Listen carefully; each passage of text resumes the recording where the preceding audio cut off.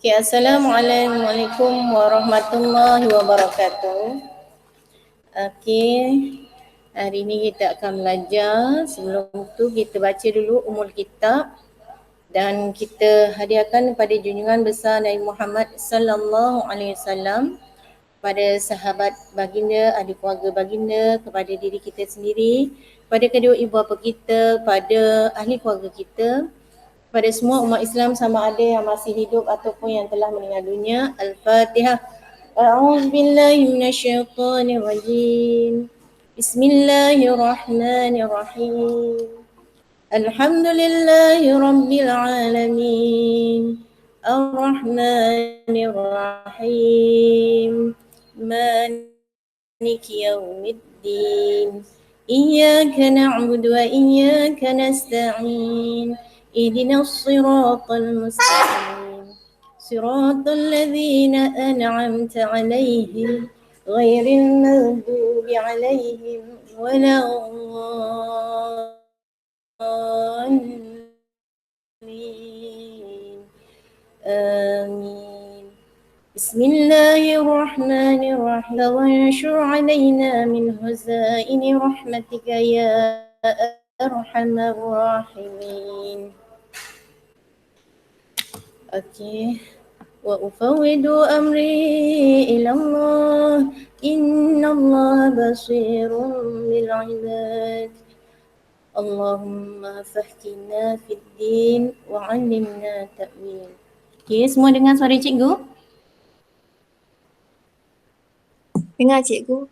Dengar. Alhamdulillah. Sihat semua? Sihat. Sihat cikgu. Alhamdulillah. Okey, hari ni kita tengok soalan negeri Kelantan. Okey. Kita tengok kat sini, soalan ni sama macam yang gempa bumi tu. Cuma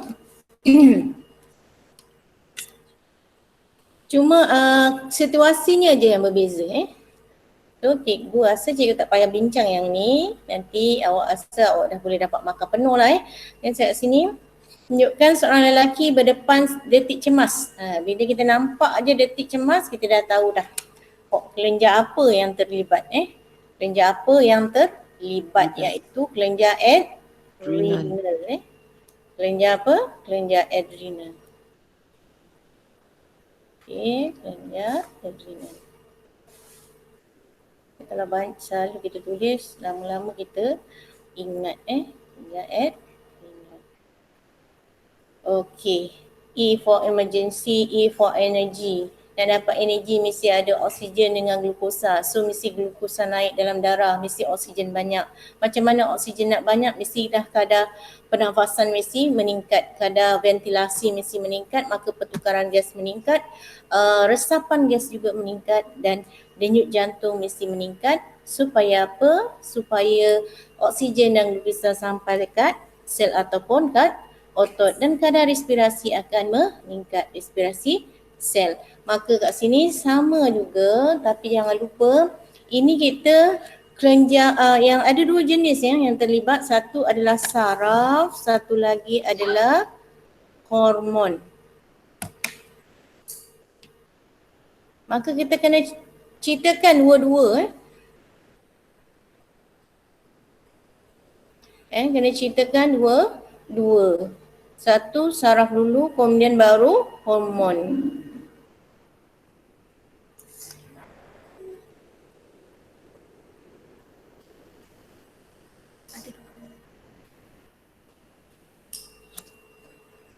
Okey, nanti sementara tu awak boleh tulis hadir kat komen untuk kehadiran lah Okey, kemudian kita tengok kepada ni, kita tengok skema dia secara pantas saja. Sebab dia cakap sini bagaimana sistem endokrin dan sistem saraf. Maka bila sistem saraf, reseptor lah. Reseptor pada mata atau retina mengesan rangsangan, dipompa dan mencetuskan impuls saraf.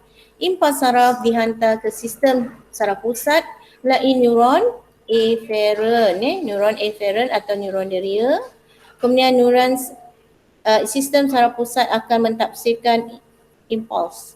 Sebenarnya sistem saraf pusat dia buat apa? Integrasi. Interpretasi. Kemudian dia akan tentukan tindakan dia. Tentukan tindakan.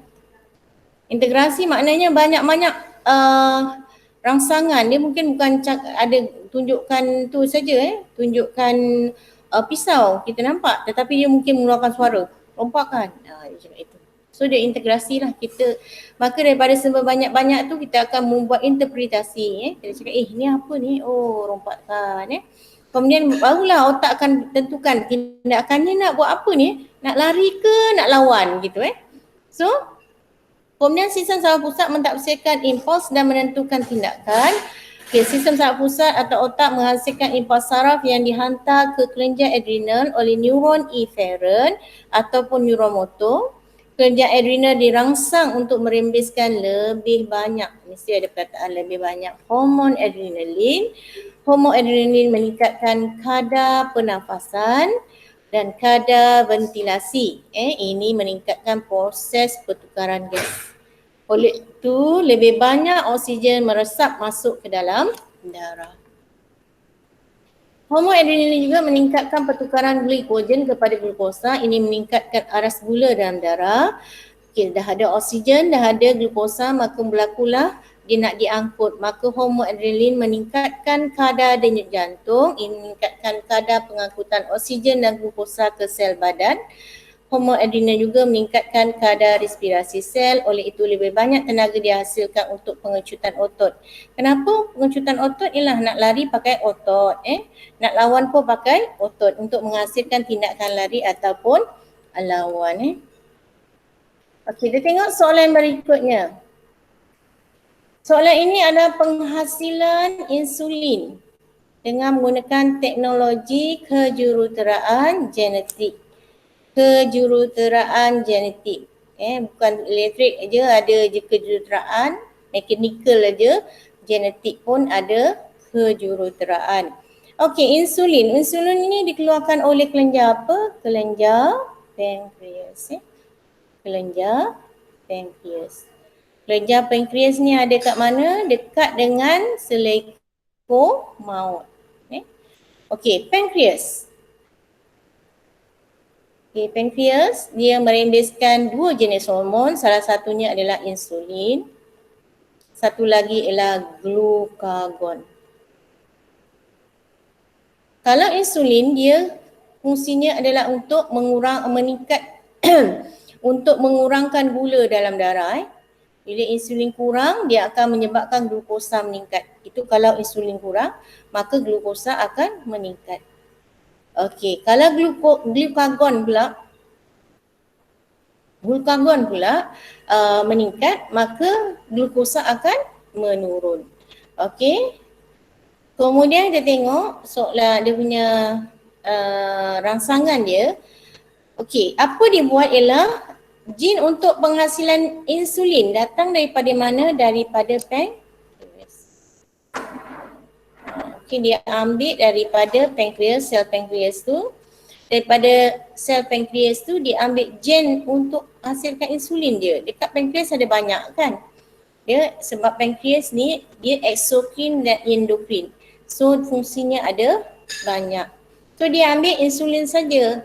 Padahal dalam pankreas pun ada glukagon tapi dia nak insulin saja. Maka dia potong gen untuk insulin dah dapat daripada pankreas. Kemudian dia ambil ni plasmid ataupun DNA. Okey. Dia ambil plasmid atau DNA daripada bakteria ni, dia potong.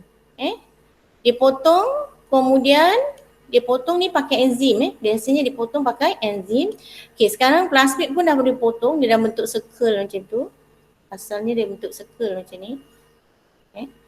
Okey, kemudian bila dah potong, dia masukkan, dia sisipkan ke dalam DNA bakteria tadi, maka membentuklah satu DNA yang baru, kita panggilkan dia DNA recombinant. Kemudian dia akan menghasilkan bakteria yang barulah. bakteria yang baru dari segi kandungan DNA-nya. Ini pun kita panggil dia GM. Genetically modified, bukan food kan, tapi organisme. Genetically modified organism. Sebab dia dah modified dah.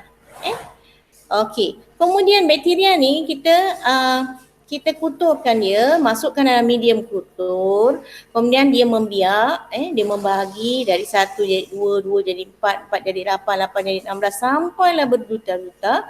Bila dia membahagi, automatik yang dalamnya pun ada kan. So dalam ni sekarang dia dah boleh hasilkan insulin sebab ada gen insulin. Okey. Terangkan bagaimana kejuruteraan genetik menyumbang kepada perkembangan bioteknologi masa kini. Okay, pertama kita kena takrifkan apa itu kejuruteraan genetik. Kejuruteraan genetik ialah pengubahsuaian ciri-ciri suatu organisma dengan cara memanipulasikan gen. Dengan cara memanipulasikan gen. Gen satu organisme dimasukkan ke dalam satu organisme yang lain. Ini melibatkan pengubahsuaian genetik. Ada perkataan pengubahsuaian genetik, memanipulasikan gen. Pengubahsuaian genetik suatu organisme melalui pemindahan bahagian DNA yang berguna, yang kita nak. Tadi pankreas, yang kita nak apa? Insulin, iaitu pemindahan bahagian DNA yang membawa jin berguna dari satu organisme. Organisme siapa? Organisme manusia, kes kita sini. Kepada organisme yang lain, iaitu bakteria. Maka dia menghasilkan kombinasi gen yang baru, iaitu ataupun spesies bakteria yang baru kat kita ni. Spesies bakteria yang baru. Contohnya penggunaannya adalah dalam bidang pertanian dan juga dalam bidang perubatan. Okey, yang diceritakan sekarang ni adalah dalam bidang perubatan. Dalam bidang pertanian yang kita dah tengok minggu lepas, iaitu tomato. Tomato, betul tak? Yang kita buat tu tomato yang tahan apa tu? Saiz yang lebih besar, tahan pada racun serangga. Okey. Kita teruskan. Ada soalan tak ni? Ismail, ada soalan?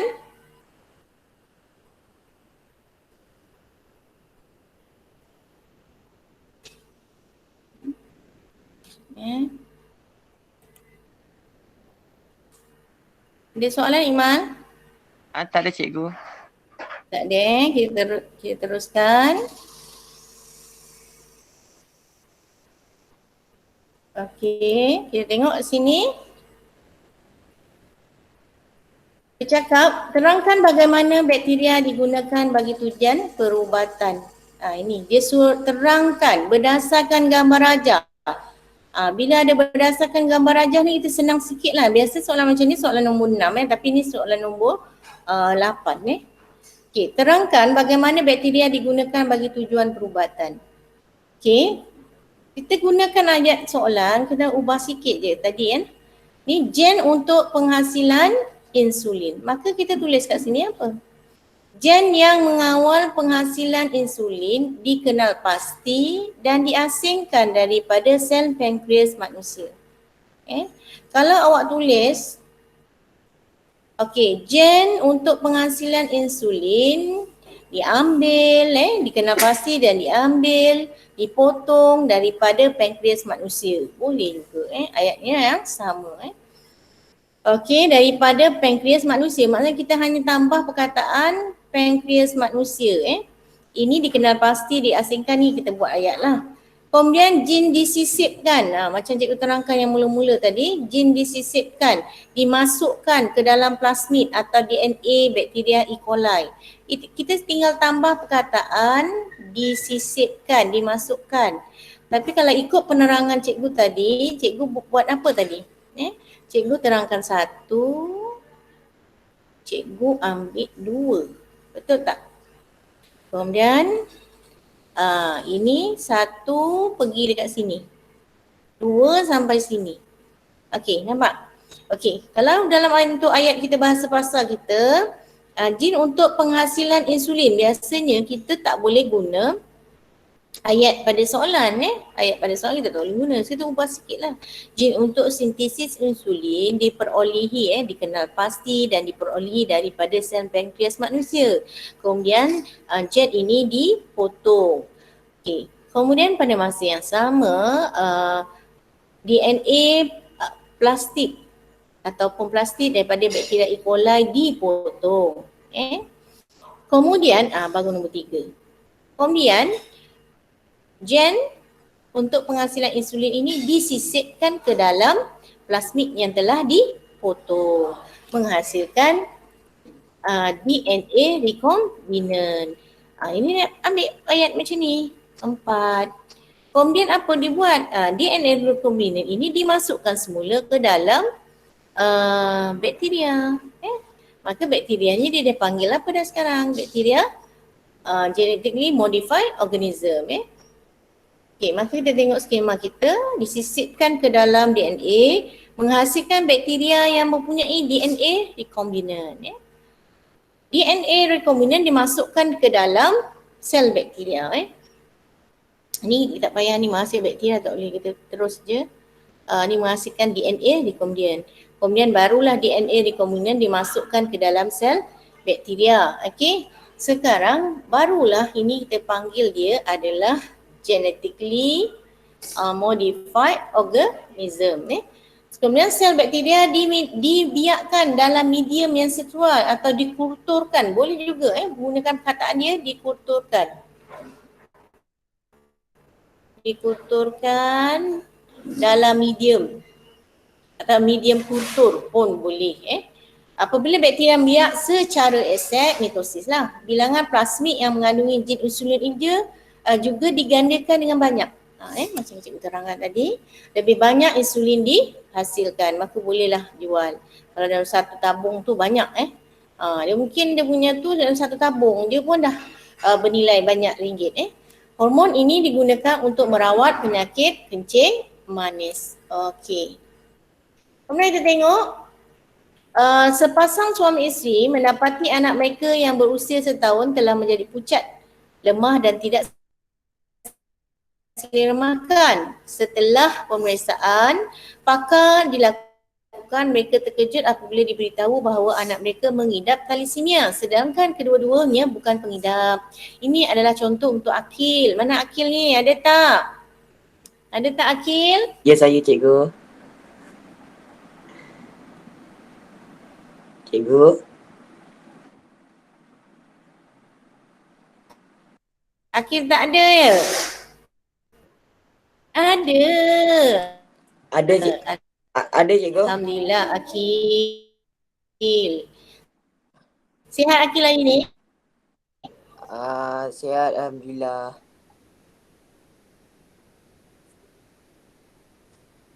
Tuan Raja Genetik terangkan pewarisan trait yang menunjukkan ratusan anak bagi pasangan suami isteri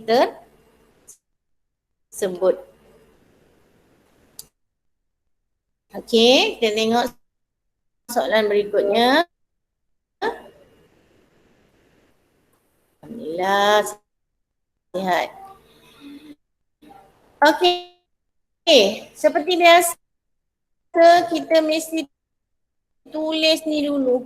Orang tak faham kalau dia tak tulis. Kena tulis dulu. Kita nak cakap T. Okey. T tu konon thalassemia tapi T yang besar adalah mewakili allele dominan yang membawa ciri normal. T kecil pula mewakili allele resesif yang membawa ciri thalassemia. Kemudian buat kotak genotip gen. Tak nampak? Phenotype face. T besar besar, T besar, normal. T besar, T kecil, normal. Allah, ni silap T kecil adalah thalassemia.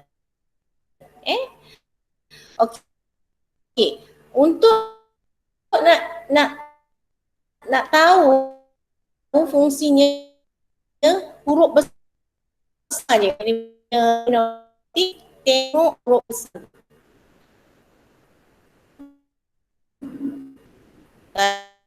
Kalau kita nampak huruf besar je, macam ni ada huruf besar kan? Ada normal. Yang ada huruf besar, dia normal. Yang ada huruf besar terus baru tengok ciri yang kecil ni. Okey. Pertama yang itu, bapanya normal, inya normal, dia cakap dalam soalan. So, sebaris ni awak dapat 1 markah. Kemudian genotype kena tulis. Genotype ni, anda tak tulis. Awak tulis T besar, dia kecil, dia terus tak dapat markah. So, T besar, kecil, T besar, T kecil ni dapat 1 markah. Kemudian tulis meiosis, dapat 1 markah. Okey, kemudian meiosis.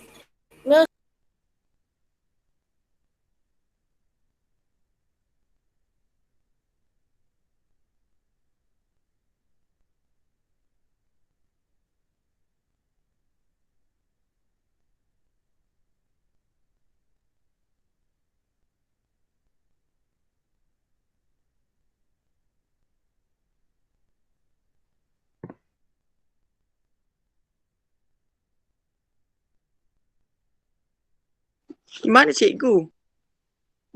Tak tahu. Cikgu kita Semua lab keluar. ni. Cikgu Lain left. kot. Cikgu hilang. Dah lah cikgu triple tadi. Triple cikgu Mina. Hai Kemal. Nanti cikgu Jangan lain tahu tak apa iklan cikgu tag baru. kau. Habis nak buat apa ni? Tunggu cikgu. Kita konsert. Cikgu. Wire. Mak Ustaz. Oh kau tengah syok-syok memahami pasal tu terus hilang. Okey artis boleh sambung please. Terah. Tak. Mal sambung Mal. Ikmal aja man.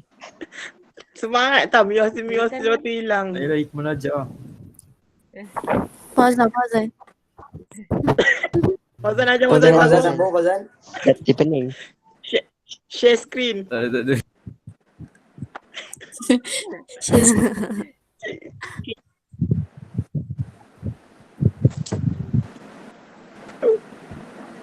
Apa Akil nak sambung?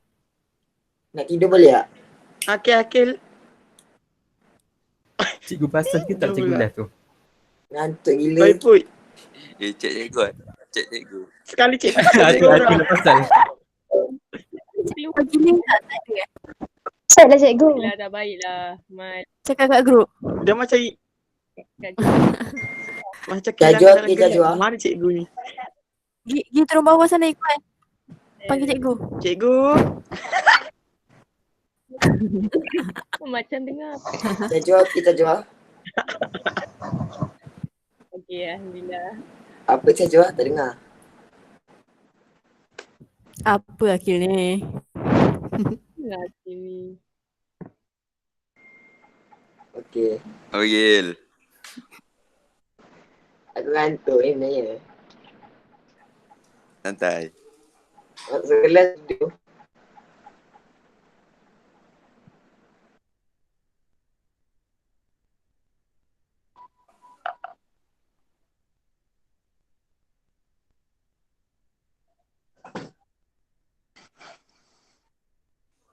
Naim. Tadi macam ada dia. Mana dia?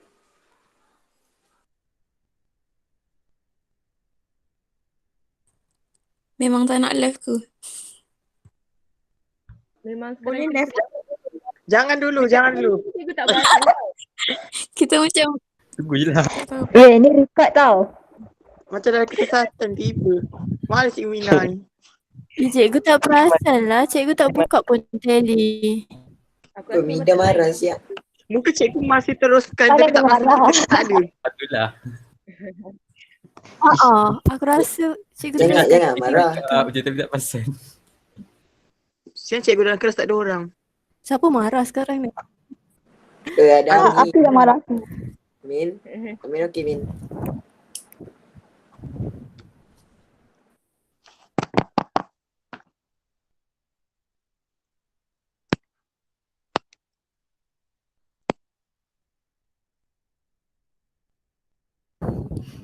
Kenapa Iqmal? Ada orang ketuk pintu ke? Ketuk hati. Tiba. Kecewa. Dewa. Ketuk pintu lagi kau. Ketuk pintu rumah Hafiz lah. Ada lotong. Apalah. Dah sampai atau 3 Taklah sampai rumah Cajuah je. Lepas tu dia dah balik. Tak ada, tak ada. Assalamualaikum. Aku dia dah Ayo. Hello. Waalaikumsalam. Waalaikumsalam. Bukan semuanya. Tak ada orang. Apa Iqmal sekarang pintu, tidak sini Bi. lagi. Sudah ketuk, siapa ketuk pintu hati Iqmal? Benda ni semua cikgu rekod tau. Itulah aku cakap. Kan? Oi. Abang Cikgu buat mana? je. Cikgu tidur left. Baru perasan. Apalah Intan ni? Sebab tak nyanyi.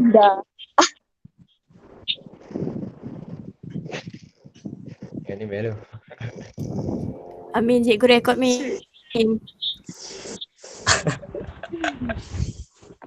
Baju baju depan.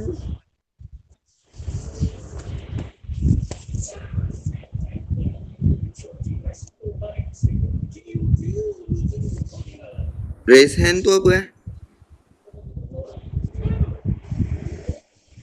Angkat tangan. Apalah Fiz tak ketuk pintu pula. masih lagi. Apa macam mana? Nak tanya? Angkat tangan Nak tanpa angkat tangan lah. Nak Tampang attention. je kau. Tanya nak Tu nak tanya. attention namanya. angkat tangan ataupun kejut Hafiz yang tengah tidur waktu bayu. Oh, tak tidur tau.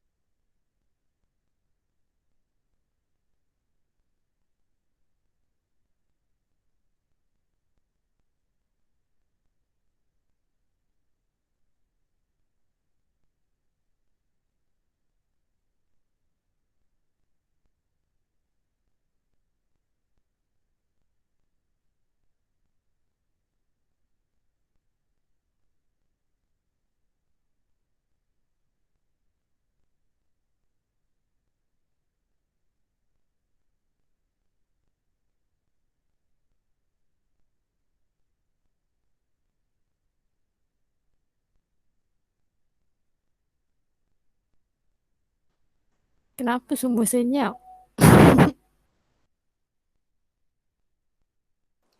Habis naik kat apa?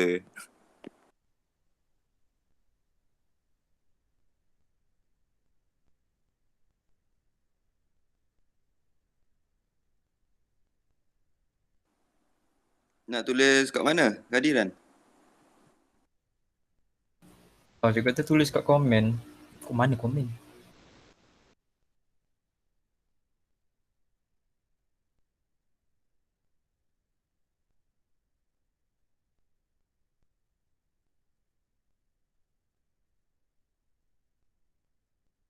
Tak ada kopi Kopi apa? Kopi Boleh tak Yang ada. kot. kat chat. Biasa Tak kau boleh Kopi tidur panas ke kopi ais? je.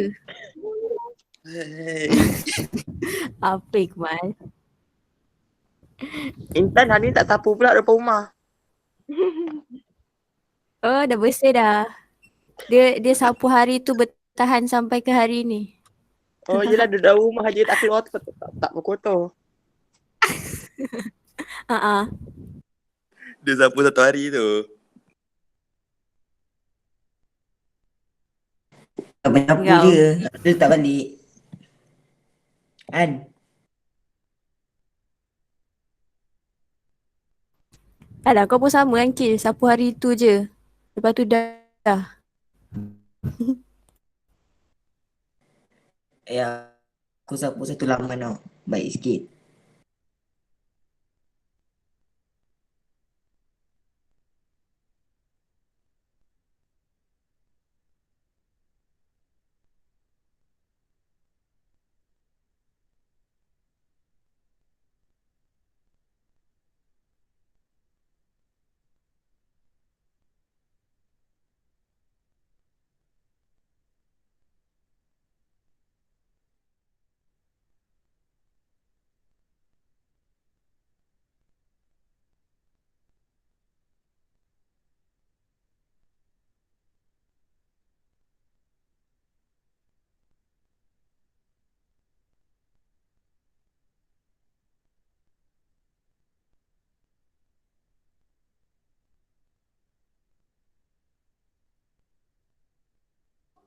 Memang kena tulis nama penuh ke?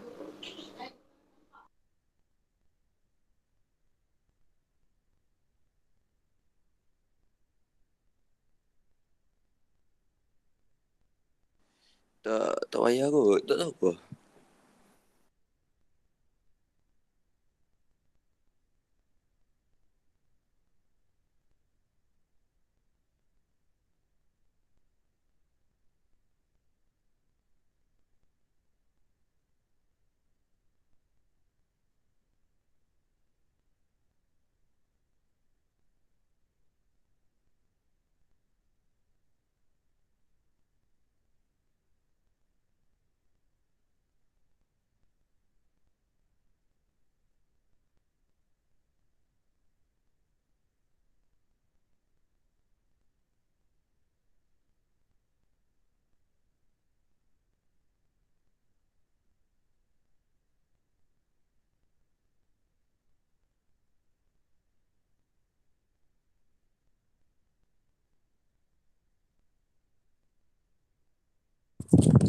Tak boleh left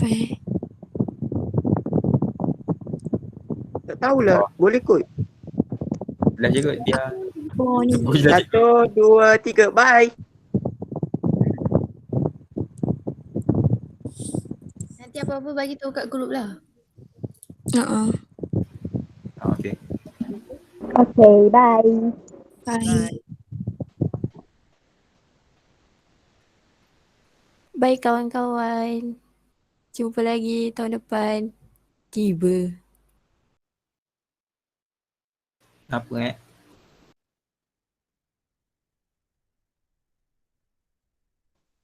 Naim. Kenapa? Kau dah tengok ke cerita tu? Belum lagi, Jo. Semalam aku tertidur. Dekat TVN kan? Entah. Dah start Malam Cerita baru. tadi pukul berapa tah? Tak sure pukul berapa. Tapi aku Ada tengok. cerita baru saja. Yang nak tidur ke? Tak ada Ya, yang aku cakap hari tu. Oh yang tu. Yang ada siapa tak tu? Yang aku Tengok ada lah. snap oh. Tak, aku tengok dia punya trailer best, Jo. Yang pelakon dia ada 18 again tu ke? Pelakon dia ada yang tu. Apa Jo tajuk? Nanti boleh tengok ramai-ramai. Jom. Okay, bye. Bye. Dah, bye.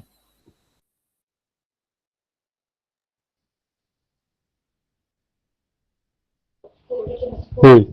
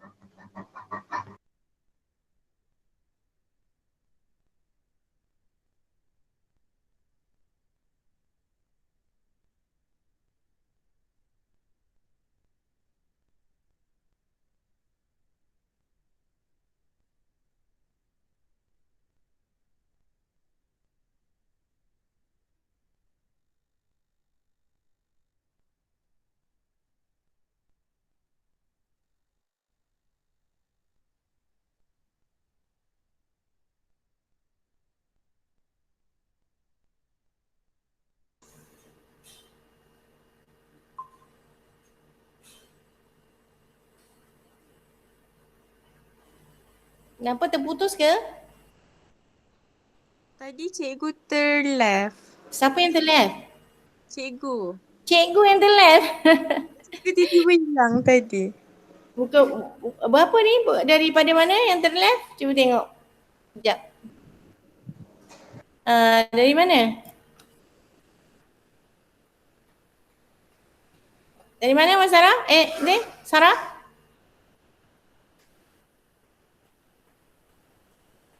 Cuba tengok daripada mana?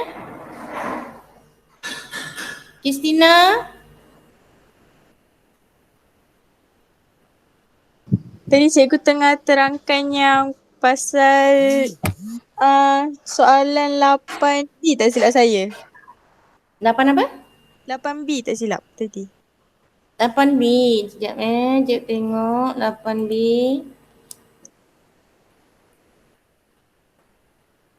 Ni ke?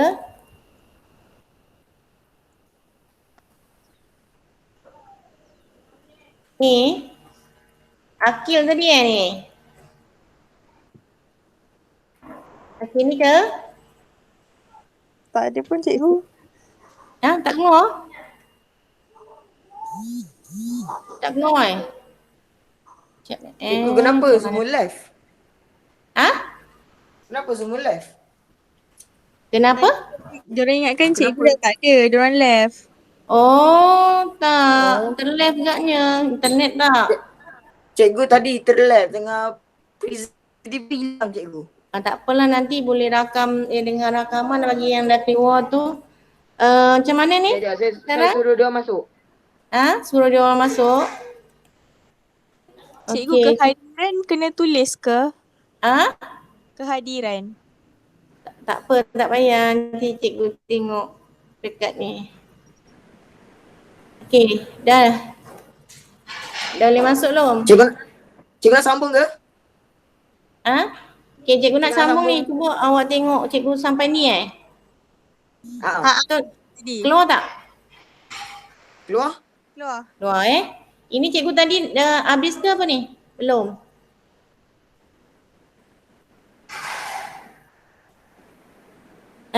Akil? Ya cikgu. Ni belum cikgu habis. belum mula lagi ke dah habis? You mana tadi? Tak ingat. Sampai meiosis tadi cikgu. Tadi cikgu sampai meiosis. Betul. Yang genotip induk tu. Okey, kita mula lukis ni. Seperti biasalah kita tengok, kita mesti tulis ni yang cikgu ajar awak ni. T besar mewakili alel dominan yang membawa ciri normal, T kecil mewakili alel resesif yang membawa ciri thalassemia, maka T besar T kecil normal sebab ada huruf besar. T besar T kecil normal juga sebab ada huruf besar, sebab dia dominan je ada satu huruf dah cukup. Kemudian T kecil thalassemia, tengok huruf besar.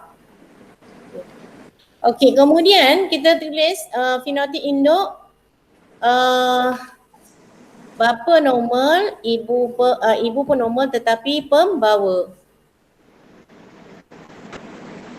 Okey. Kemudian ni kira Akil lah ni. Ya saya. Okey. Sekejap. Okey, kemudian kita tengok, kita tulis ni, cikgu nak buat ingatan lagi sekali, kita mesti tulis serentak ni, sebaris. Semua ni jangan tinggal. Fenotip induk. Ini dapat satu markah. Genotip induk. Sampai ke sini satu markah. T besar, T kecil, T besar, T kecil. Sebab dia cakap bapak dia tak ada penyakit, maknya tak ada penyakit. Kemudian kita belah ni adalah proses meiosis. Kemudian T besar ni letak kat bawah sini, T kecil letak kat bawah, ni pun sama, tak gini. Okey, kemudian kita tulis gamit. Ini, jangan awak tulis bawah tepi ni aja. Ni je awak tulis, tak boleh. Dia mesti dari ujung. So dapatlah T besar, T kecil, T besar, T kecil. Kita tulis 1, 2, 3, 4. Kemudian kita buat 1, 3, 1, 4, 2, 3, 2, 4. kita silangkan gitu, 1 dengan 3, 1 dengan 4, 2 dengan 3, 2 dengan 4. Apa yang kita silangkan tu sebenarnya proses persenyawaan. Okey, ni satu markah juga. Kemudian dah siap, kita buat genotip F1, yang ni 1 dan 4 tadi, T besar, T kecil, T besar, T kecil, T besar, T besar, 1, 3, T besar, T besar, 1, 4, T besar, T kecil. Kemudian 1, 2, 3, T besar, T kecil, dan tapi ingat huruf besar mesti duduk dekat depan. Kemudian T kecil, T kecil. Okey, kemudian kita buat apa? Genotip F1, nisbah genotip F1. So 1 T besar, T kecil, 2 T besar, T kecil, dan 1 T kecil, T kecil. Kemudian kita buat fenotip F1, normal, asal dia huruf besar je normal, huruf besar normal tetapi dia pembawa, normal tetapi pembawa, dan ni adalah huruf kecil tadi simia. Kemudian kita buat nisbah fenotip, 3 normal, 1 talisimia. Kemudian kita buat nisbah dia berapa. Macam mana nak kira talisimianya dan nak kira nisbahnya macam ini. 1 bagi dengan 4 darab 100.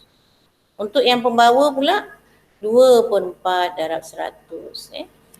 Kemudian sini 1/4 darab 100 kita dapatlah kita dapat 25%. Okey. Kenapa kita tak buat XX macam X, T, Y gitu? Kenapa kita tak buat? Akil? Ya cikgu.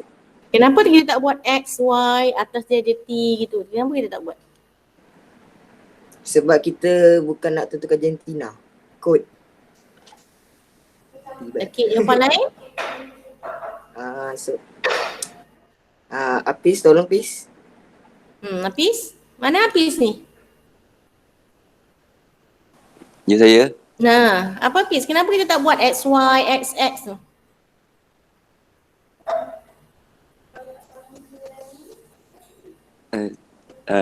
Sebab apa saya lupa cikgu. Dah lupa? Siapa yang tahu? Gene thalassemia tu dia bukan dekat kromosom sex, dia dekat kromosom lain.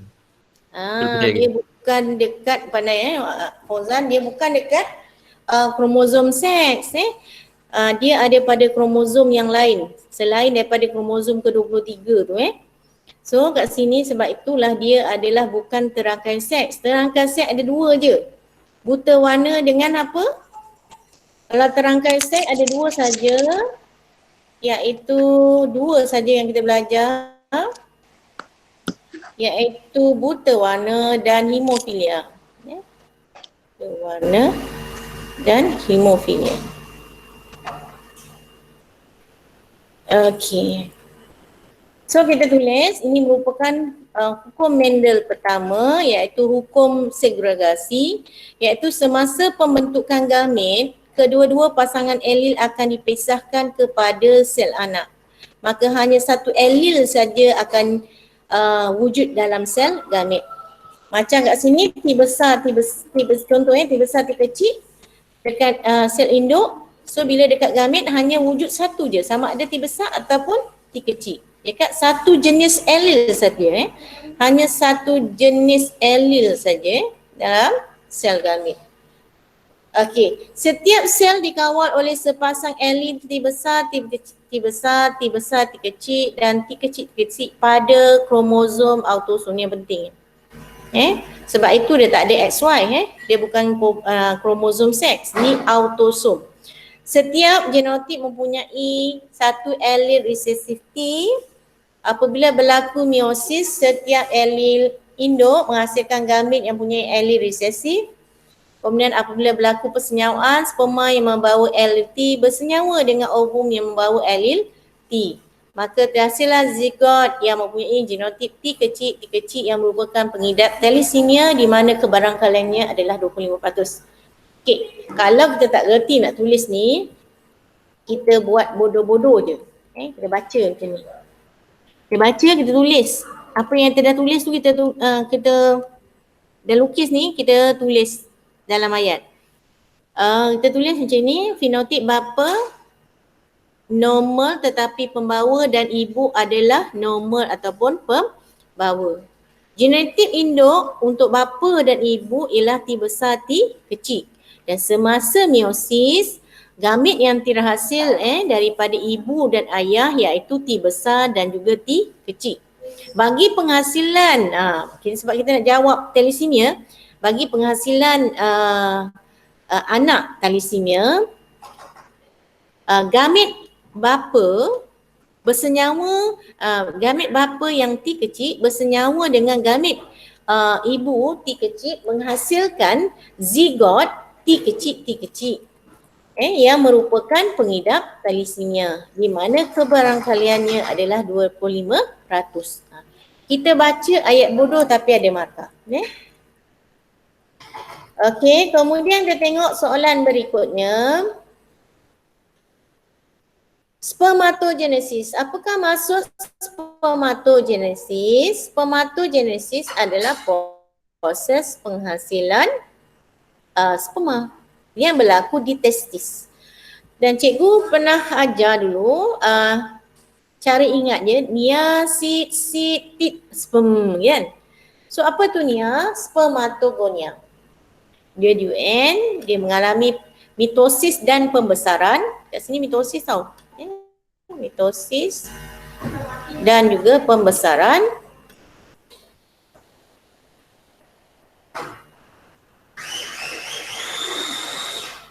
Okey. Mitosis dan pembesaran, maka dia akan hasilkan spermatosit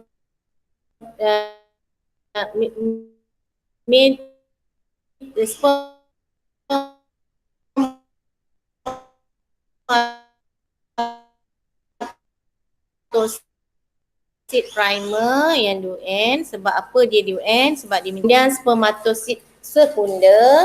And kenapa? Sebab dia ada meiosis 1. Maka yang peringkat berikutnya adalah meiosis 1. Dan di sini 2, sini mesti 2. Senang je. Daripada dia spermatosit sekunder ni, dia macam ni bulat aja.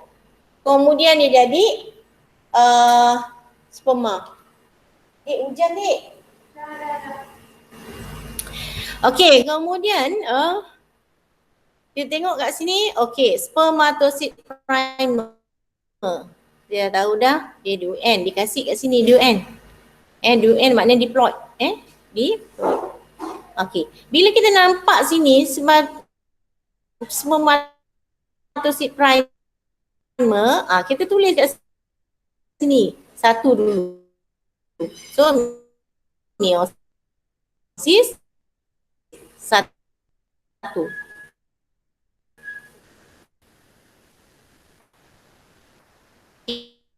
Kemudian automatik bila sini spermatosit primer, automatik sini adalah spermatosit. 2 maksud spermatosit non proses X dalam mengekalkan bilangan kromosom dari satu generasi ke generasi berikutnya.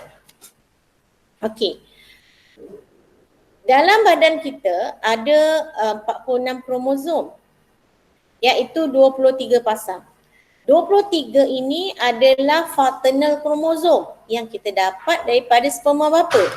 Dan 23 lagi datang daripada mak yang kita dapat daripada ibu, ovum ibu. So badan kita sebenarnya datang daripada mana? Daripada mak, daripada bapa. So paternal kromosom, maternal kromosom. So semasa anafasa 1, kromosom homolognya berpisah. Kromosom homolog berpisah. Ini cikgu tunjukkan satu tu. Apa maksud kromosom homolog? Kromosom yang sama saiznya.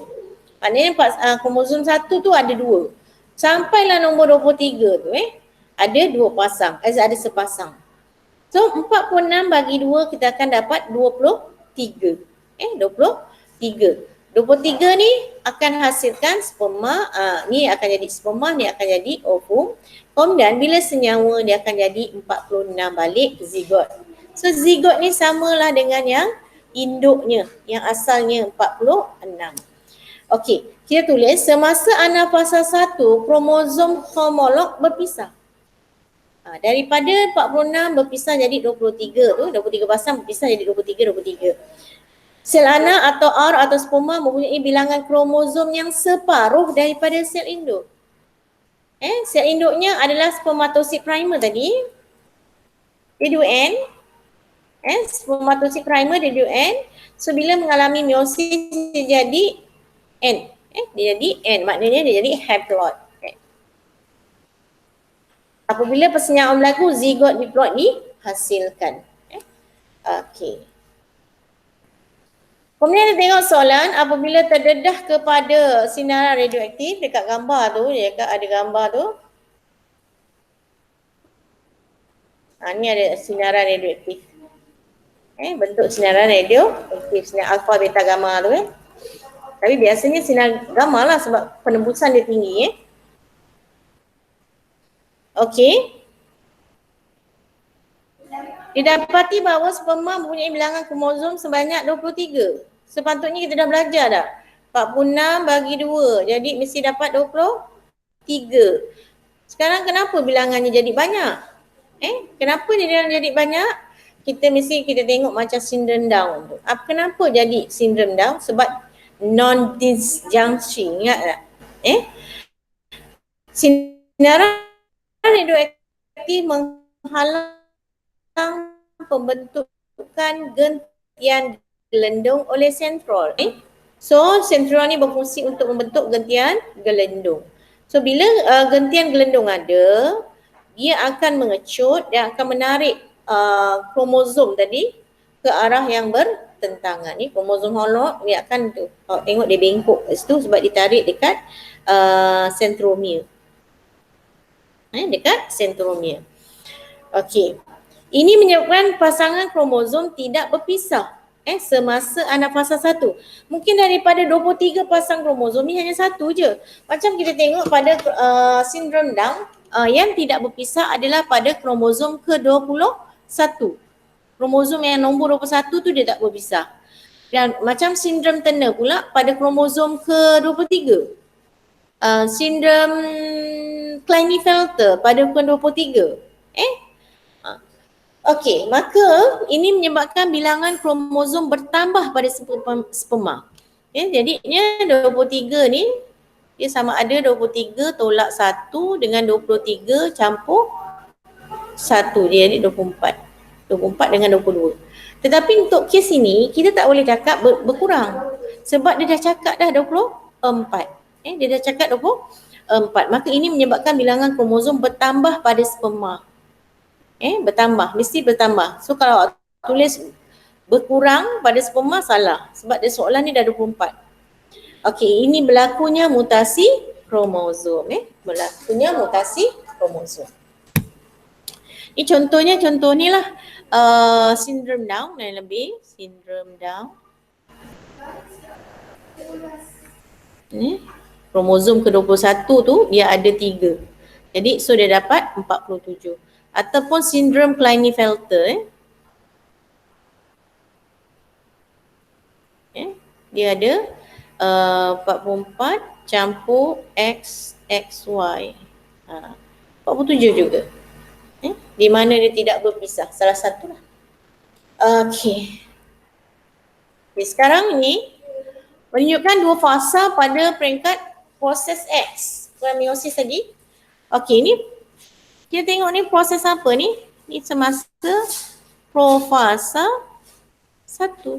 Kromosom memendek dan menebal. Kromosom mengalami proses pindah silang. Kromosom terdiri daripada sepasang kromatid beradik.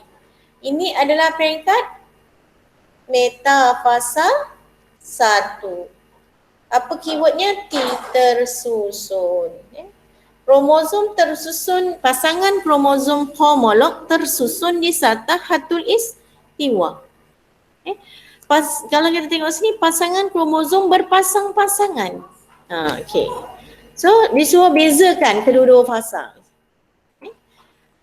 Untuk jawab soalan ini, Dia dekat kertas, dekat bahagian struktur kan yang ada garis-garis, tak boleh buat jadual ni, kita kena buat dalam bentuk ayat.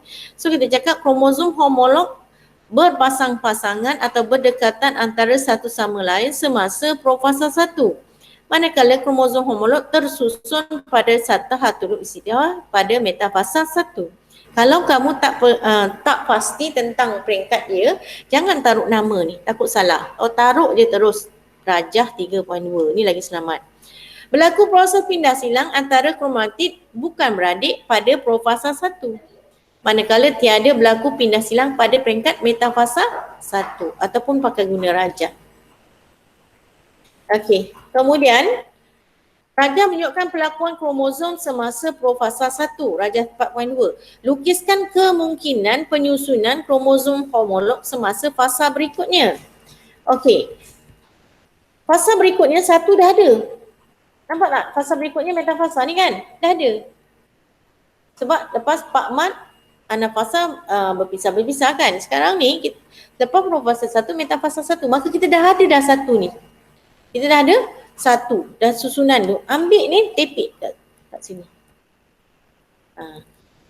Tepik kat situ. Kemudian barulah kita silangkan. Okey, kat sini Ni yang asalnya. Yang dah ada dalam gambar tu. Kemudian apa yang kita buat untuk gambar yang lagi satu ni, kita terbalikkan. Ini kita letak kat belah sini. Ini letak belah sini. Nampak? Nah, silangkan saja. So maka ni dah dapat jawapan. Ataupun ada jawapan lain, atas tu kita biarkan, bawah kita gerakkan. Pun boleh juga. Bawah ni kita gerakkan. Okay, ni kita tak nak ubah, kita gerakkan bawah. Pun boleh juga. Okey. Terangkan bagaimana penyusunan kromosom homolog menyumbang kepada variasi. Sebab kita belajar tajuk variasi, faktornya adalah satu adalah pindah silang. Pindah silang di mana berlaku pertukaran bahan genetik antara kromatid bukan beradik menghasilkan kromosom yang rekombinant yang baru. Kemudian penyusunan kromosom homolog yang rawak semasa metafasa 1. Disebut metafasa 1. Penyusunan kromosom homolog yang rawak. Dia memang berlaku secara rawak. Menghasilkan kombinasi kromosom yang berbeza pada gamit. Oleh itu pada akhir meiosis terdapat pelbagai jenis gamit dengan kombinasi kromosom paternal dan maternal yang berbeza. Okay, tengok jawapan yang sini. Misal katalah ini paternal, ini maternal. Yang jorok ni misal katalah ni bapa, ni mak. Ni bapa, ni mak. Okey, kita tengok adakah sama nanti gamitnya.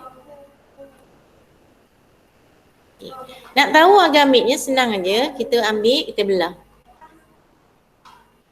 Satu, dia meiosis sampai 2 kan. Jadi dia kali. Kita dapat 1 ni, lepas tu belah lagi, dapat 1 ni, kita belah lagi. So kita terus dapat anak dia. So apa dia anak dia? Putih. Okey.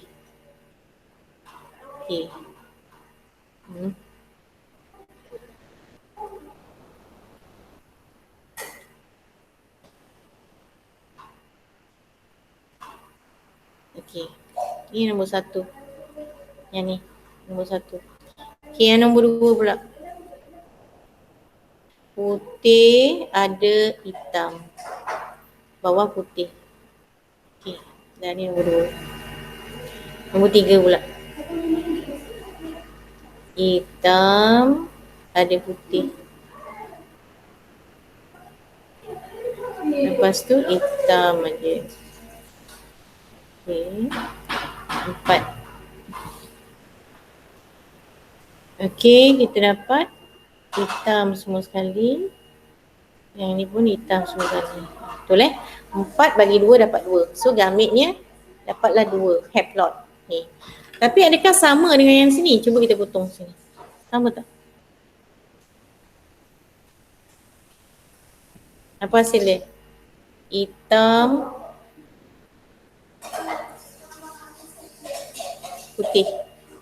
Ada tak sini hitam putih? Tak ada kan? Nombor 1. Nombor 1, nombor 2 pula. Hitam, ada putih atas dia. Lepas tu ada putih. Ada putih. Ada tak kat sini? Tak ada kan? Kat sini hitam, ada sentil. Tapi dia hitam. Ini hitam, ada sentil tapi dia putih. Okey, yang ketiga pula. Okey, so yang ketiga pula.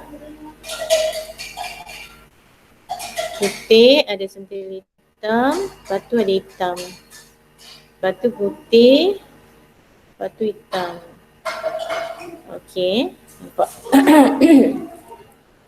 Okay, kemudian terangkan. Tadi kita dah terangkan kan? Dia menghasilkan, kalau kita tengok sini, menghasilkan pelbagai jenis gamit dengan kombinasi paternal dan maternal yang berbeza. Tak sama ni. Kita tengok sini, tak sama Dia punya kombinasi paternal dengan maternalnya tak sama. Ni paternal, maternal itulah. Okey. Okay, kemudian kita tengok soalan yang berikutnya. Perkembangan pranatal pada peringkat awal hingga ke minggu ke-36. Ini apa ni? Ini apa ni? Ini adalah proses apa ni? Ini adalah apa? Oosit sekunder. Ini sperma masuk. Sperma masuk. Okey, sperma masuk. Selanjutnya ini akan jadi zigot. Kemudian dia menjadi membagi 2, membagi 4 semua. Last dia jadi morula. Ni morula semua. Ni membagi 2 lah. Kemudian jadi blastocista. Okey, ini awak dah tahulah Ini dah tahu dia punya ni proses dia ni. Ini adalah oogenesis.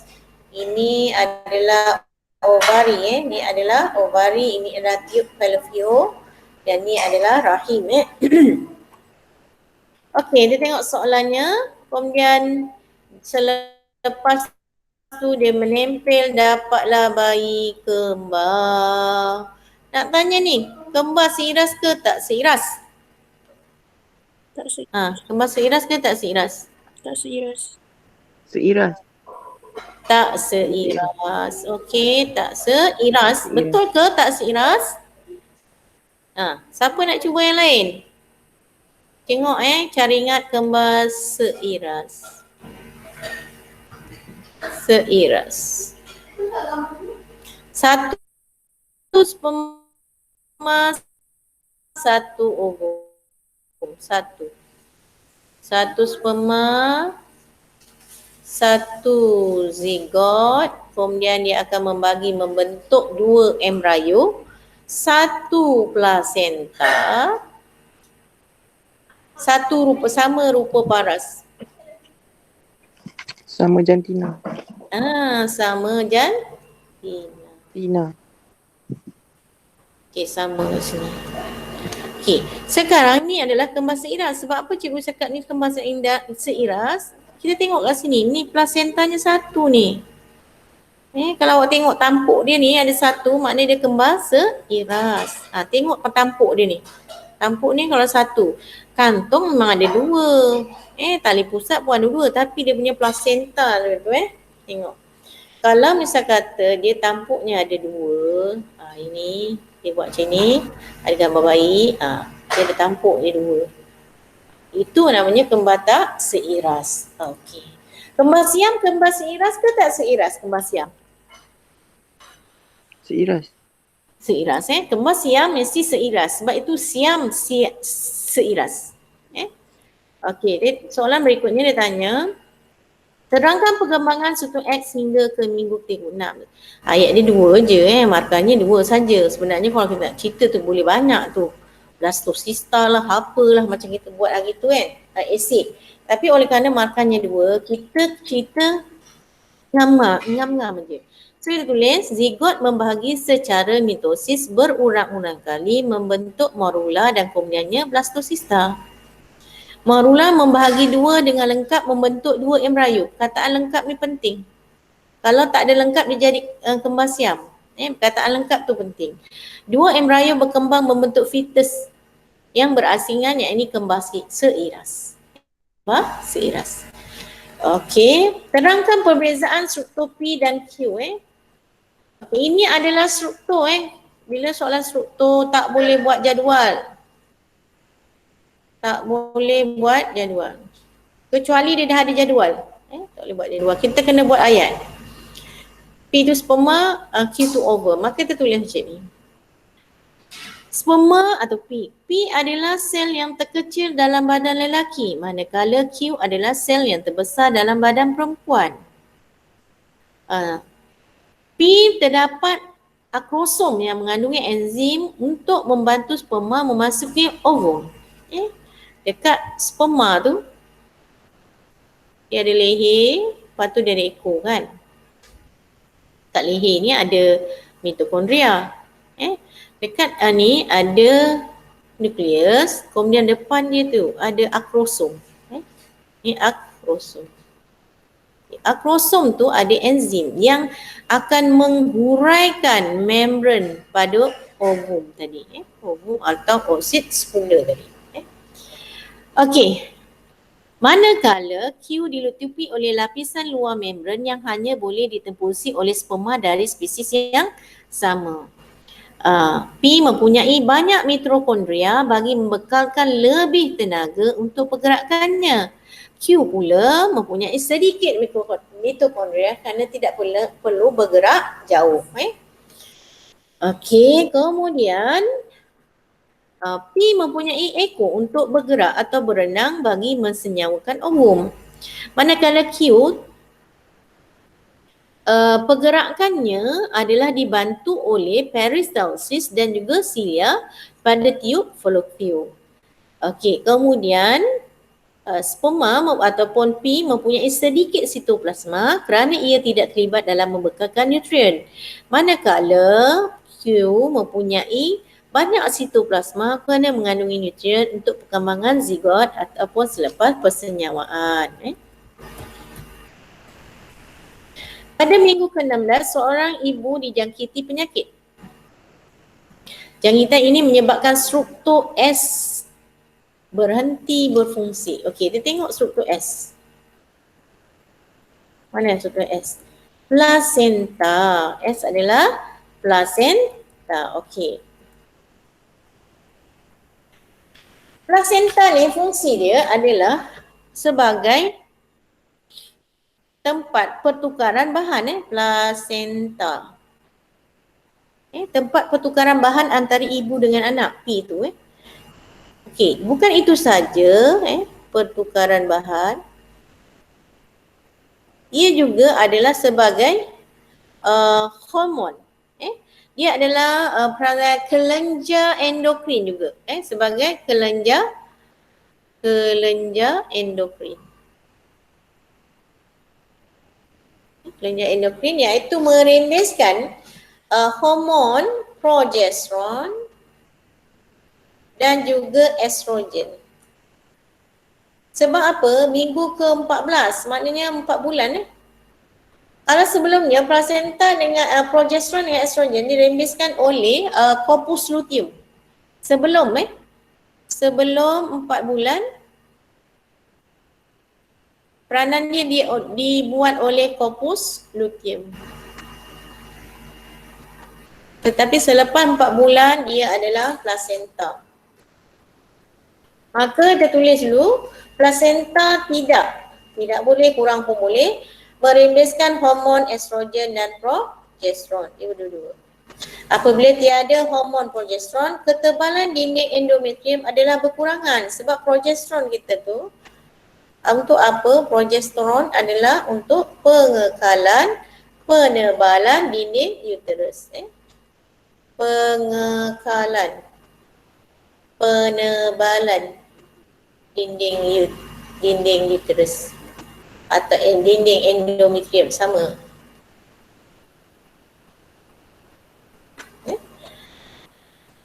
Berkurangan atau tidak dapat dikekalkan. Ketebalan dinding endometrium adalah tidak dapat dikekalkan. Ini menyebabkan dinding endometrium meluluh bersama-sama embrio. Bila dinding meluluh, maka embrio yang ada menempel dalamnya pun akan terkeluar sekali. Okay, terangkan bagaimana struktur tali pusat dan cecair amnion. Maknanya dia nak dua soalan ni. Nak dua. Membantu dalam perkembangan fetus hingga selamat dilahirkan. Okey, apa struktur tali pusat? Ada apa? Tali pusat dapat mengangkut darah beroksigen dan nutrien dari ibu ke fetus melalui vena tali pusat. Dia macam peparu jugalah. Kalau membawa darah beroksigen dia jadi vena. Okey, tali pusat dapat mengangkut darah terdioksigen dan bahan kumuh dari fetus ke ibu melalui arteri tali pusat. Cecair amnion dapat melindungi fetus dari gegaran dan juga hentakan. Ibu goyang-goyang, jalan-jalan ke terhentak ke terjatuh ke, maka dia dapat melindungi amnion. Cecair amnion menyediakan ruang untuk bayi bergerak, meregang dan juga membesar. Cecair amnion mengawal suhu persekitaran agar bayi boleh bergerak berenang dalam persekitaran yang stabil. Okey, Bismillahirrahmanirrahim. Sel darah pusat itu banyak kegunaannya dan boleh digunakan oleh ahli keluarga yang lain. Sekarang timbul pelbagai penyakit seperti kanser dan sebagainya dapat diubati dengan menggunakan sel darah tali pusat. Dia ni tali pusatnya disimpan disimpan dekat tempat yang macam orang simpan apa tu yang untuk bayi dah menguji tu kan, dia hasilkan zigot, embrio ni disimpan so Sheila Majid ni pun simpan tu macam dekat situ lah, pada suhu yang sangat sejuk. Terangkan bagaimana penggunaan sel tali pusat tali pusat dapat mengubati pelbagai penyakit. Yang penting kataan di sini sel stem lah. Sel darah tali pusat adalah sel stem. Apa beza sel stem ni? Sel stem ni adalah sel yang belum membeza. Kalau dekat mana? Kalau dekat ujung pucuk kita, dia ada meristem. Contohnya lah kalau buat pucuk, meristem. Sel tu belum membeza, dia membagi je. Ataupun kalau dalam badan mak kita dekat sel hati dia masih membagi. Okey, sel stem berupaya membahagi bagi menambahkan bilangan sel. Dia membagi bagi menambahkan bilangan sel. Kemudian sel ini membeza dengan sendirinya kepada pelbagai jenis sel atau tisu atau organ. Maksudnya kalau dia bahagi ni, dia nak jadi jantung, nak jadi buah pinggang, nak jadi hati, nak jadi kulit, boleh. Ini bertujuan menggantikan sel yang telah mati ataupun semasa kulit tercedera atau untuk maksudnya ketika proses penuaan lah. Ia bertujuan untuk merawat penyakit hemofilia di mana sel stem membentuk faktor pembeku yang membantu proses pembekuan darah. Untuk faktor penyakit hemofilia ni, dia kekurangan faktor pembeku. Kalau dengan adanya tadi tu sel darah tali pusat, maka kita boleh membina faktor pembeku yang akan membantu proses pembekuan darah. Ataupun penyakit artritis atau slip disc di mana sel stem membentuk rawan untuk merawan. Artritis ni ada sebab dia punya rawan dan haus. Dah haus, lepas tu nanti tulang dengan tulang bergesil, maka kita akan rasa sakit. Ataupun slip disc dan juga untuk menghasilkan bendalih synovial. Ini juga bertujuan untuk merawat kencing manis di mana sel stem mampu menghasilkan insulin. Ia juga merawat penyakit Alzheimer atau Parkinson di mana sel stem mampu menggantikan sel saraf yang mengalami degenerasi ataupun merosot. Ini macam terapi gen. Tapi terapi gen, dia masukkan gen yang baik ni ke dalam badan atau orang yang mengalami penyakit dengan menggunakan virus. Itu terapi gen lah. Terapi gen. Yang ni adalah sel stem. Okey.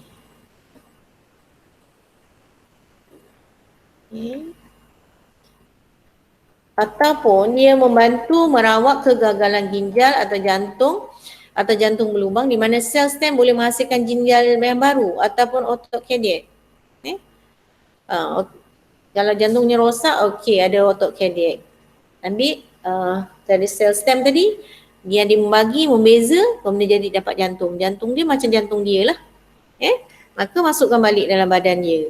Ataupun ginjal ni dah rosak, tapi mak dia dulu ada simpan dia punya sel stem. So bagi-bagi kemudian membeza jadi ginjal. Maksudnya masukkan balik. Tapi teknologi ni masih lagi baru lagi dan dia pun hanya sesuai untuk orang kaya je. Okey. Saya rasa sampai sini je cikgu kuliahnya hari ni. Jika ada soalan boleh tanya, awak boleh jawab soalan tu, nanti cikgu sendkan jawapannya. Bolehlah hantar pada cikgu. Sebelum kita tutupkan majlis kita tutup dengan tasbih kifarah dan surah Wal-Asr. Bismillahirrahmanirrahim. Wal-Asr. Innal insana lafi khusr illa alladhina amanu wa 'amilus solihat wa tawasaw bil haqq wa tawasaw bis sabr. Okey, Assalamualaikum warahmatullahi wabarakatuh. Terima kasih cikgu. Terima kasih cikgu. Terima kasih. Terima kasih cikgu. Okey, sama-sama. Sudi belajar dengan cikgu. Salam, terima kasih cikgu. Cikgu. Salam. Bye. Bye. Bye cikgu. Okey, Assalamualaikum semua. Salam. Assalam. Iqmal, bye.